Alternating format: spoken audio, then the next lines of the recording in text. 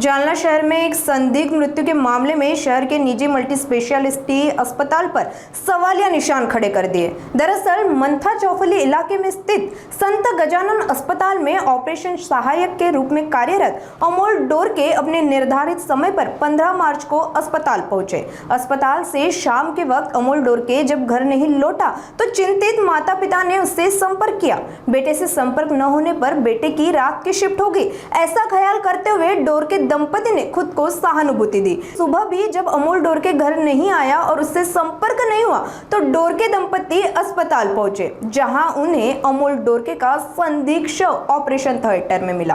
मृतक के माता पिता ने घातपात के मामले का शक जताते हुए हत्या का गंभीर आरोप अस्पताल विभाग पर लगाया। परिजनों ने आरोप लगाया कि जब वे अस्पताल पहुंचे तो अस्पताल में मौजूद कर्मचारियों ने उनसे जबरदस्ती करते हुए शव को देखने से रोकने हेतु हर संभव प्रयास किया। इस प्रकरण में पुलिस ने पंचनामा कर मामले की गहन जांच शुरू कर दी है। अब पुलिस जांच के बाद स्पष्ट होगा कि अमोल डोरके हत्या का शिकार हुए या फिर इस प्रकरण की सच्चाई कुछ और ही है। काल तो सकाळी 7:30 वाजता ड्युटीला घरून निघला होता। ऑपरेशन थिएटर मध्ये जायचं म्हणजे ऑपरेशन आहे म्हणे, तर डब्बा पण नव्हता आणला, ते लवकर आलता तो घरून। तर आम्ही रात्री त्याला कॉल केले, ड्युटी सुटली तर घरी यायना म्हणून कॉल केले, त्याने कॉल उचलला नाही। परत 2-3 वेळेस कॉल केले, उचलला नाही। मग आम्ही वाट पाहिली, म्हणलं आता त्यांना नाईट करत असतो तर नाईट लागली काय की, म्हणून आम्ही वाट पाहिली, त्याची त्यांनी फोन उचलला नाहीये। मग आम्ही यायला सकाळी उठल्यावर यायला म्हणलं तुम्ही जा बरं, म्हणलं हॉस्पिटलमध्ये बघून या, म्हणलं नेमकं फोन कोण उचली ना। त्याच्या मित्राला पण सांगितलं फोन करा म्हणून, त्यांनी त्याच्या मित्राचा सुद्धा फोन उचलला नाहीये। मग यायला म्हणलं जाऊन बघा, हे बघायला आले तर हे डॉक्टर लोक आतून खालून कोण त्यांना येऊन देत नव्हतं। त्याच्या पुढचं त्यांनाच माहिती काय झालं तर ते येऊन देत नव्हते, पण आम्ही तिथं खाली आलो, त्या सिस्टर आम्हाला घरा येऊन द्यायला नाही। तिघी जणी अशा हातात धरून उभा होते। आता आल्यावर तुम्ही काय पाहिलं ओटी मध्ये? इथं आल्यानंतर ते खाली पडलेला बघितलं मी पूर्ण, असं सगळं ते काय ते सगळं त्याला लागलेलं दिसतं ना, ब्लड लागलेलं आहे, हाताला लागलेलं आहे, ब्लड आहे पूर्ण पडलेलं डोक्याला।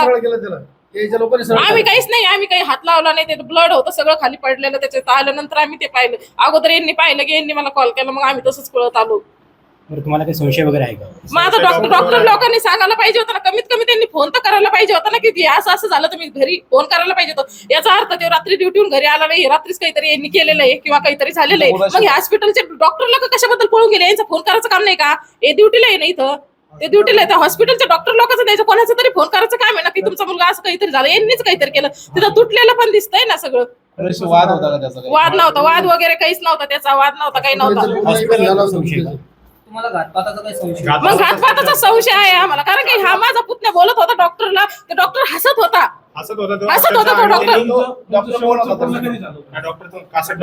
ते घरून निघला होता तेव्हा फोन वगैरे काहीच नाही झाला, फक्त ते घरून निघला 7:30ला, सकाळी 7:30 पावणे 8ला घरून निघला होता। त्याचा 8-8:30चा टायमिंग आहे वाटतं, रोजच्या टायमाला घरूनच निघला तो। इथं बी करतो तो, आणि कॉल आले ना त्याला हॉस्पिटलचे तर कॉल करत असतो तो, घंटा कॉल त्याचे वेगळे असते। ते ड्युटीला इथंच होता तो। कोणत्या पदावर त्यांनी किती महिन्यापासून काम करत होते? त्याला 2-3 महिने झाले त्याला, आणि ते ओटी मध्येच कामाला होता। 15 वर्षापासून त्याला एक्सपिरियन्स आहे त्याला, तर त्यांनी पहिलं केलं, इथं कॉल करत होता तर डॉक्टरना त्याला बोलवलं होतं की तू इथे ये म्हणून ड्युटीला। तुमचं नाव सांगा, त्याचं काय नाव आहे तुमचं? लता राजेंद्र दोरके, मी तिची आई आहे। त्यांचं नाव काय आहे? अमोल राजेंद्र दोरके।